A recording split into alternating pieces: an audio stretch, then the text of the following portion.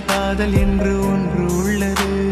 காலம் கடந்து போன பின்பு மண்ணில் வாழ்வது. காலம் எந்த கைப்பிடிக்குள் மாட்டிக்கொண்டது. காதல் என்னை விட்டு விட்டு எங்கு சென்றது. கடவுள் வந்து பூமி மீது வாழும் போதிலும் காதல் தோல்வியாகும் போது சாக தோன்றிடும். காதலின்றி பூமி மீது வாழ நேர்ந்திடும்.